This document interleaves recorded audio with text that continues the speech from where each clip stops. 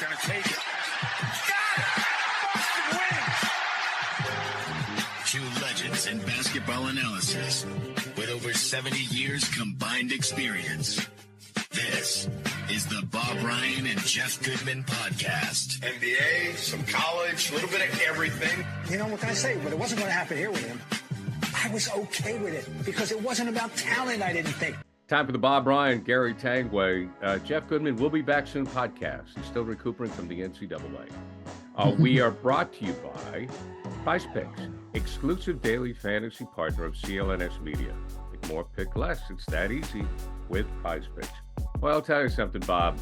This Celtic team, for old schoolers like you and me, it's a little frustrating. At the time I'm talking to you, they've come off of, uninspired games, losses to Milwaukee, to the Knicks. I know it doesn't matter, but for someone like me, it still matters. Well, Joe Mazzulla is playing a different game than everybody else, and he's unapologetic. He's not specifically saying, "I don't give a damn that if we don't win. I have one goal, a couple of goals. One, protect my guys, protect my key guys, time-wise. Of course, which we all applaud. That's fine. Porzingis, Horford specifically, fine. We want to protect them, and that's great. They're instrumental. Got to, particularly Porzingis, got to have them. Okay, that's fine. So the other thing is more playing time for the reserves to get, in case we need that comes necessary or during the playoffs. That's fine. And so basically, and that those are the two goals, which I think makes sense. But he's basically punting people's. He's got an obligation. You think that he doesn't seem to care that there are teams he's playing that for whom things matter, and this is indirectly affects their opponents. If they're losing games that they have a chance to win to the Bucks and the Knicks, who both are still involved in very serious competition, it's not fair to the opponents. That they're handing him these victories. But he's not worried about. He doesn't appear to be worried about that. That's not. And he may be taking it to an extreme. I mean, pulling the reserves against the. Now the Knicks game was over early. I understand that. That was right. That was that was over. Second quarter, they blew out the Celtics. Yeah. So we're not. I'm not. It's just propriety. I'm not worried about it. I mean, they got a week to practice. If they, I'll tell you what. Here's the thing. I'm thinking on the fly here. Okay. No, seriously, I'm just thinking on the fly. Oh, wait a minute, Bob. Come on, this is even better. If they had won these two games, and in the fashion that we got used to them, double digits, and then the season ends Sunday, and we know they don't play for a week. And what would be the issue going into the first playoff game that they have against whomever it's going to be, and it could be any one of a number of different teams? Oh my God, are they going to be rusty? Are they going to? Well, guess what? Now it doesn't matter. That circumstance would have prevailed regardless. So no matter whether they're winning the last two, they got two left. They're playing Charlotte and they're playing Wizards, or they lose the last two. That is going to be the issue regardless. We're not going to worry about it. We know how good they can be. We know that they're better than these teams, particularly the next two. And and then they're better than the Knicks. Although I think the Knicks are an intriguing story for the immediate future. But so you know what, folks. I'm just thought of this. I wish I had thought about that. Relax. You'd have something to worry about either way. They have something to worry about if you think that's something to worry about, which is the fact they're going to be off a week. So that would have been the case regardless. But nothing has changed to calm our nerves about close games. Okay. Yes. Right. They're the reason why they are not my favorite. That Denver remains my favorite. I'm rooting for them, but I'm not picking them until I see them do what they need to do. We know Denver will perform when it matters. We know Denver manages the last 2 minutes, last 5 minutes. We know that. We know Denver has a frightening force in the middle as somebody said the other day, he's unguardable. Nobody can stop him. It was after he trashed Rudy Gobert. Yeah. He trashed Rudy Gobert, who's a one-time defensive player of the year. And it was said nobody can guard the guy one-on-one. Okay, fine. Anyway, so yes, the Celtics have something to prove. They have a very, very important technical thing to prove, and it'll be an issue sooner or later. What bothered me about the Knicks game is if you're not going to play hard or try to win the game, then Tatum and Brown should just sit out. Now, Brown, I thought, tried to win the game. Tatum, no surprise, was bothered by the officials. I would rather have seen Jason Tatum sit out the Knicks game, quite honestly. And I don't think Brown and Tatum should play the next two. You know, I know about the rust factor. You know, Charles said at halftime last night, he talked about when the Suns went to the finals. Mm-hmm. He said they coasted at the end of the year, and they lost the first two games of their opening round because they needed to get the mojo back. Mm-hmm. And that's one of the things you worry about is, will they get the mojo back? But I guess your point is it doesn't matter. They could lose it anyways because there's so much time off between the end of the season and the playoffs. Well, that will be the issue, and it would have been the issue whether they had won the last four games of the year, whether they lost the last four games of the year. It's going to be that week, and that. So we haven't learned anything new. They haven't been right. So it's right. If they face the Knicks, they should beat the Knicks in a 7-game series. We understand that. But as I'm watching the game last night, I'm still like, damn, guys, if you're on the floor, let's go out there and let's try to. It's still Boston, New York. It's still the Knicks. I'm still a fan. I'm still watching the game. I understand the ramifications, but I'm sitting here, guys. I don't want to shut off. I don't care if it's the end of the season. And this is the nature of the league. I'm a consumer, and I don't want to shut the game off at halftime. Yeah. No, you're right. I be all full disclosure to everybody. I wasn't there. You went to the site. You were smart. I read. Adam Himmelsbach in the Globe making a point that there were times that the Knicks guys were so wide open. I mean, they could.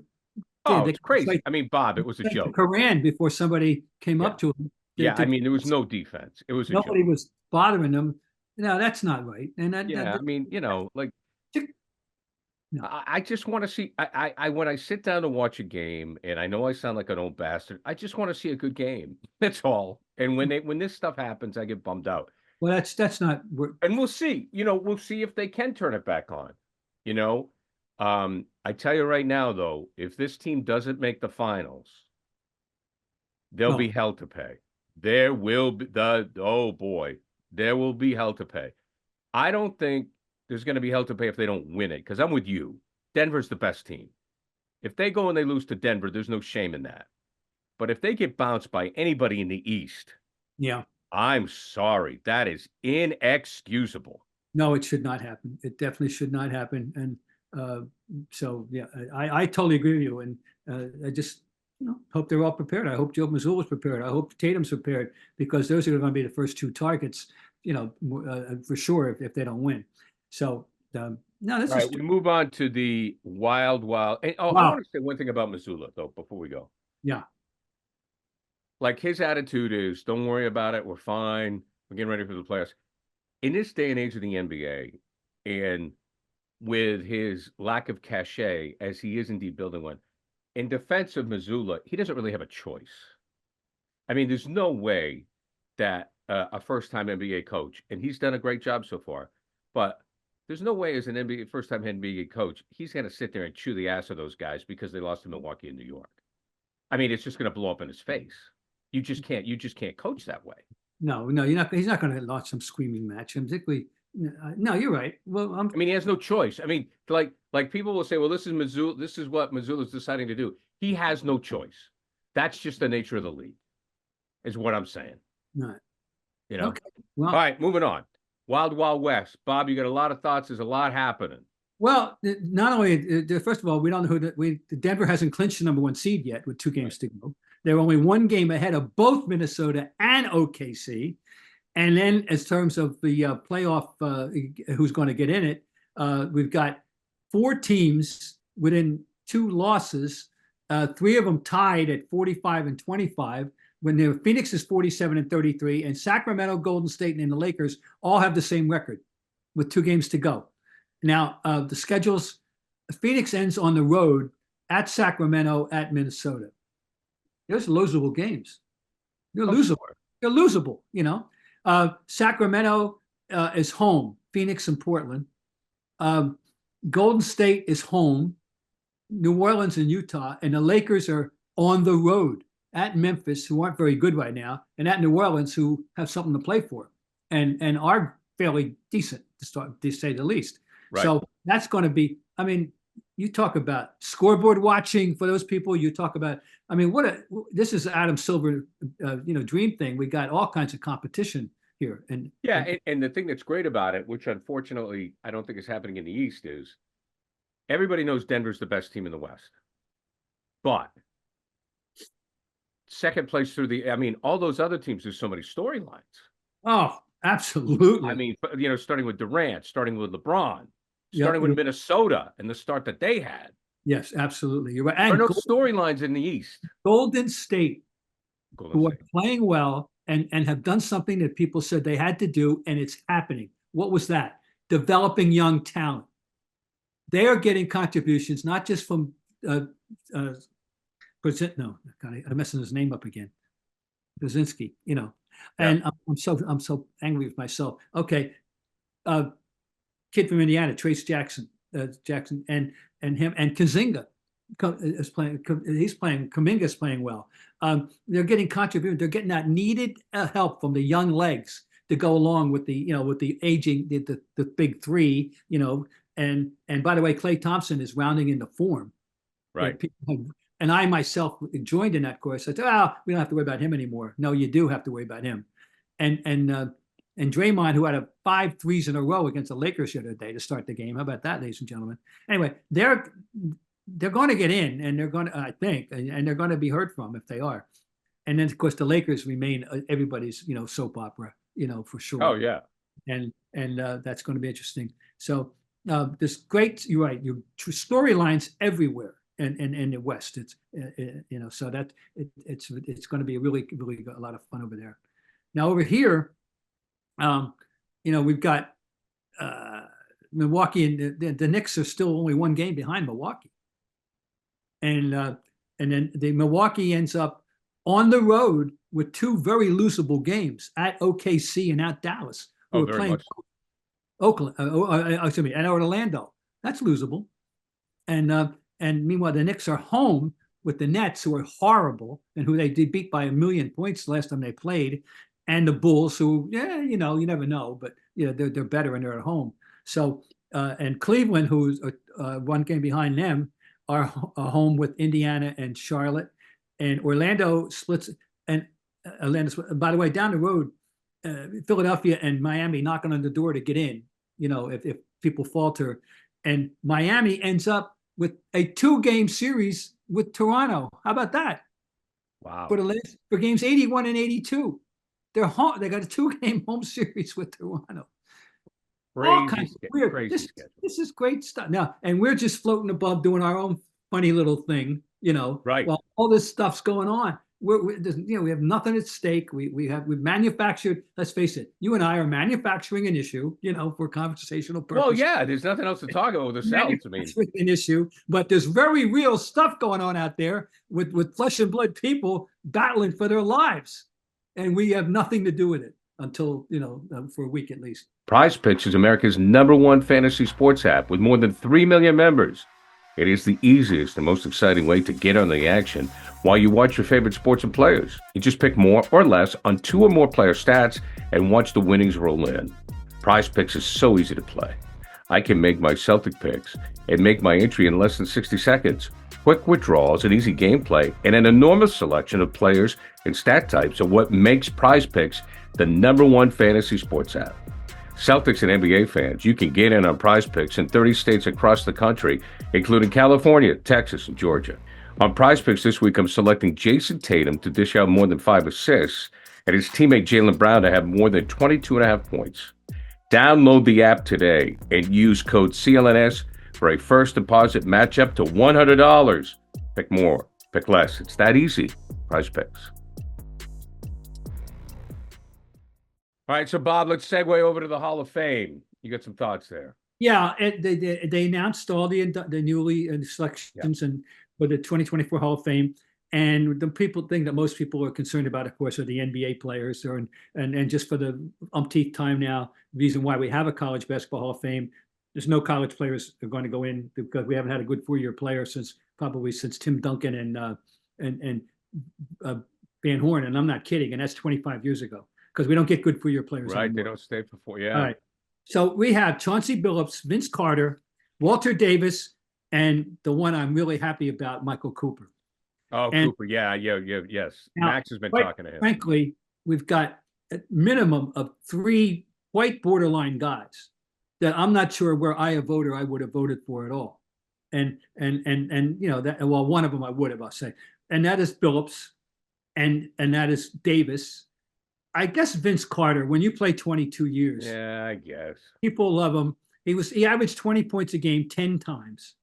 And he made 8 All-Star games. He also played for 8 teams, but that's the way it goes. Yeah, I'm with you, but I wouldn't vote for Vince. I'm not thrilled about it, but and Yeah. he has an extra cachet. What about Walter Davis though? Because Let me just say one more thing about sure. Davis's. Carter's extra calling card, and I'm not, and I think this can be factored in at least baseball and basketball. Also, crowd pleaser.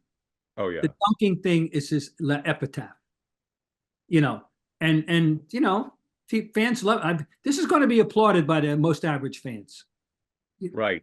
They like dunk contest. He's going to be applauded. Okay, Chauncey Billups.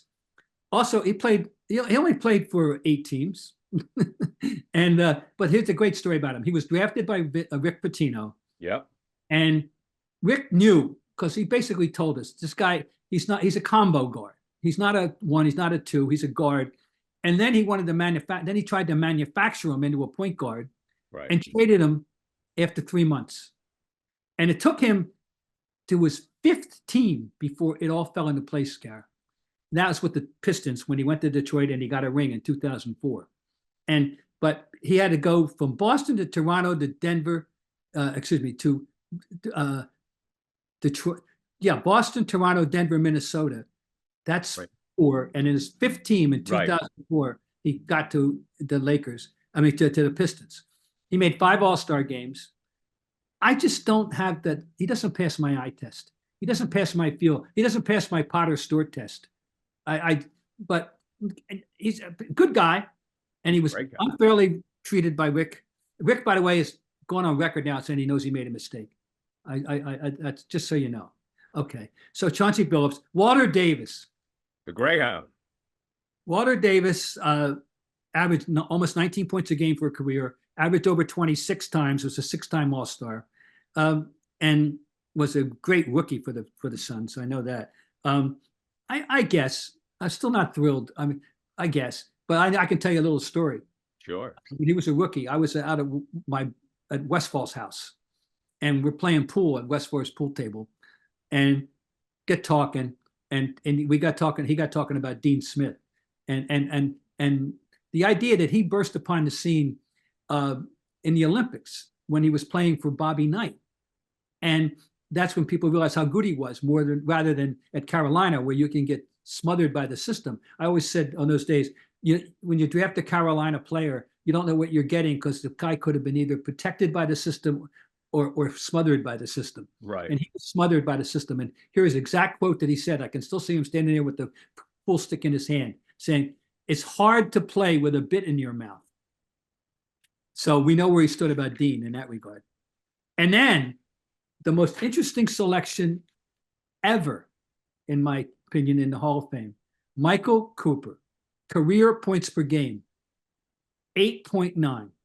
Now, we know why he's there, and I'm happy. This is Bill Mazeroski of basketball, and I was a big Mazeroski booster to go to the Hall of Fame. This is the most singular acclaimed mid-sized defensive player, probably other than Rodman, and he's a little shorter than Rodman. Michael Cooper's going in because he made the all-defensive team, first or second team 8 times. First team 5, second team 3. Also, who could present him? Larry Bird. Larry's long on record multiple times as saying Michael Cooper's the toughest guy that ever guarded him. And he's got 5 rings. And one other thing that his percentage wasn't that great. But he made a lot of clutch threes in his career. At least against the Celtics he did. I can tell you that. And wonderful guy. I'm so happy for him. I spent a little time with him, Garrett, in January when I was doing interviews for the forthcoming Larry Bird Museum, which is going to open in the spring. and I lobbied to get Michael Cooper on record, and he was terrific. And it's a nice guy. By the way, he's going to celebrate his 6th birthday on Monday. Just by the way, you can send him a card. And so I'm happy for him. He's so and Kareem and his daily Substack blog was effusive in praise of Michael Cooper. Everybody liked him. You should like him. So that's a nice one. Oh, and one old timer from the I don't forget what they call that committee, but it's an old timers committee. Veterans. Dick Barnett. Oh yeah. And fall back, baby. Remember that phrase? That he's the one that says, on the jump shot. He was he goes in, and here's why he deserves to go in for sure. Yes, he was a very good NBA player, averaged 16 points a game for the Syracuse Nats, Lakers, and Knicks. 2 rings with the Knicks, and that's great. He's one of the great college players of his time. 3-time national champion in the NAIA. He went to Tennessee A and I in the days when it was hard for a black player to get recruited back in the 50s. He's 87 years old, by the way. And he was a solid defensive player. And, when he was with the Knicks, and everybody acclaimed Frazier, got all this publicity for being. Frazier was a gambler, a great poacher, great, lane lurker, a great anticipator. But he wasn't that great a hard-nosed, straight-up guy. Garnett had to guard all the tough guys, and where Frazier could play free safety, and that's what he did. And Barnett took on the hard guys. And one more thing about this man, he earned his PhD in Master of Education from Fordham, and he was renowned for playing chess by mail. How about that, ladies and gentlemen? Oh my God! Yes. So congratulations to you, Dick, and I'm so glad at age 87 you're living. Well, please make it to Springfield in August, please. But you're going to enjoy this honor, and he's a very deserving man. So when you play chess by mail, do you send it overnight? I guess. I don't know. I've never done it. Yeah, chess by mail. I always loved by mail. Isn't that great? So those are the ones that people care about. But there are, obviously, we know. It's interesting. Of the ones, if I may chime in, I think Cooper should be in. And I still like Chauncey because they won a title. Okay. Fine. And the other ones, not so much. I hear you about Chauncey. I'm not going to complain. That Pistons team, I obviously wasn't a Pistons fan, but they were a fun basketball team. Rashid played out of his mind. But they were a fun team to watch. Well, they came out of nowhere. They weren't, it was like, where'd these guys come from? They played together. They put it together. They played together. They deserved that championship. Rashid Wallace, by the way, we should be talking about him going to Springfield, except that he's one of the starting forwards, or at least he's on the right coming off the bench of the all squandered talent team. No doubt. Of course, the leading forward, the all-time leader, and that starting forward is Derek Coleman. But Rashid's right there with him, and he should have been a Hall of Famer. But Rashid should have been, no question. He had all the ability and the didn't have that je ne sais quoi. Didn't have that. So we also 3 contributors. One, Doug Collins is going in as a contributor. Oh, good. And he coached and of course broadcast. Oh, TNT, sure. America owes him. He would have been a hero of heroes because he made the 2 free throws that would have beat the Russians in Munich. The Olympics. And down a point, gets fouled, goes to the line, makes them both, and then of course we got cheated out of that medal. Which by the way, our silver medals are still in a bank vault in Munich. They refuse to pick them up, and God love them. That's for that. And Jerry West goes in for the 3rd time. First as a player, second as a member of the Olympic team, 1960 Olympic team, and the 3rd time as a contributor, quote unquote. But to me, as an executive, to me, that's what it was. He's an excellent general manager. He wasn't a good coach, but he's an excellent general manager. And then the man, longtime owner of the Pacers, Herb Simon. Okay. And otherwise, Bo Ryan, the great college coach, a high school coach in Louisiana, Charles Smith, women's Simone Augustus, and the women's the international Michelle Timms of Australia, and women's veteran, another women's great coach at Wayland Baptist in the old AIW days, and that's Harley Redden. We don't know Harley, but congratulations to you. So that's it. It's not a glamour class compared to some of them, of course, but it's always a good time in Springfield. I always looking forward to it. What was it like to go in? And I understand you and Jackie McMullen have both made it abundantly clear as Dan Shaughnessy has, I think, with the Baseball Hall of Fame, that you're not in the Hall of Fame. Right. Oh no, I hate it. I mean, I always have to correct people. Okay, so you've been awarded The or Kirk recognized County- by the Hall of Fame. What Jackie and I have is the best. In all four major Right. have a separate award for media, and they all have a different name, of course. In basketball's case, it's the Kurt Gowdy Award. Right. He sponsored it, and they named it after him. And it's an honor. It's a lifetime achievement award for writing and the sport. And I'm honored and thrilled to have it. And Jackie has it. Peter Gammons has it for baseball. It's the Ford Frick Award. Right. And, hockey, I don't know what it is exactly. Fran Rosa got it. The late Fran Rosa. Well, Shaughnessy's got the Ford Frick, doesn't he? Dan has it too, of course. Dan and Peter. We've got Larry Whiteside. Right. Right. And we have Harold Kaiser. It was a great columnist for us in the 60s and 70s, 50s, 60s, 70s. So the Globe is well represented historically in Cooperstown. And in football, Leslie Visser, who was, of course, is our alumnus, Willie.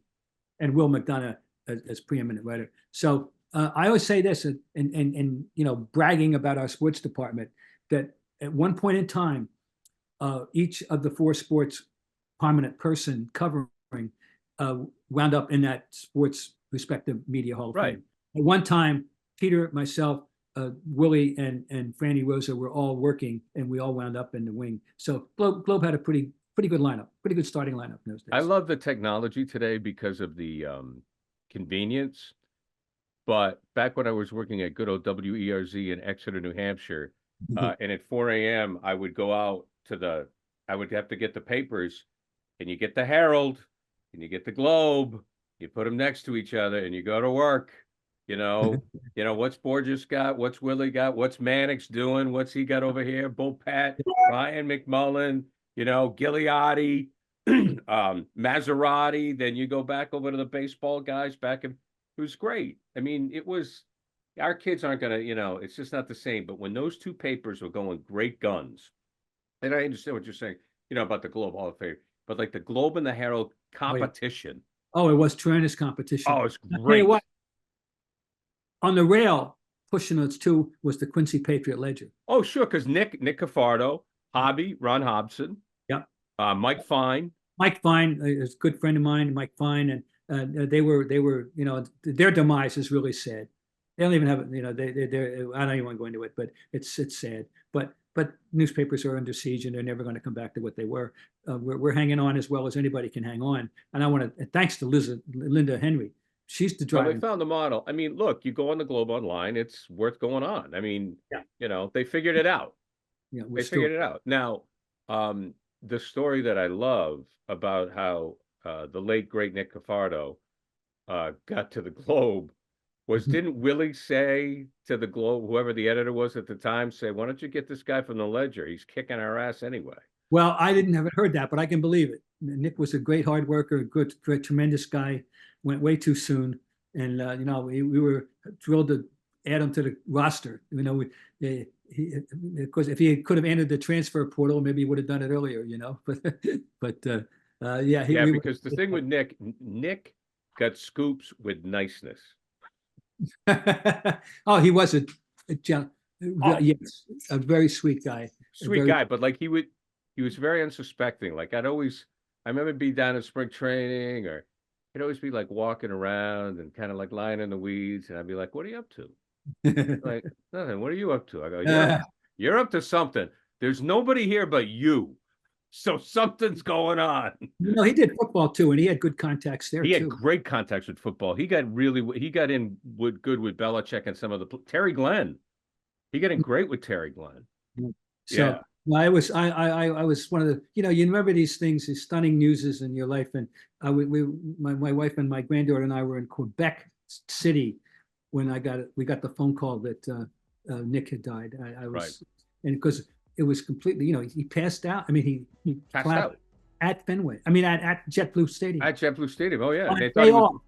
He was supposed to be on a day off, but he didn't acknowledge that there was such a. He went to the ballpark. Yeah. I mean, hey. One of the best. Bob, it's always a pleasure going down memory lane, my friend. Well, thank you. Good stuff as always. PrizePicks brings you the Bob Ryan. Jeff Goodman will be back soon. Tanguay along for the ride, Zoom Pod.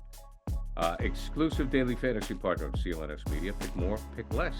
Steady to it, PrizePicks. Bob, we'll talk to you next week, my friend. Very good. All right, Gary.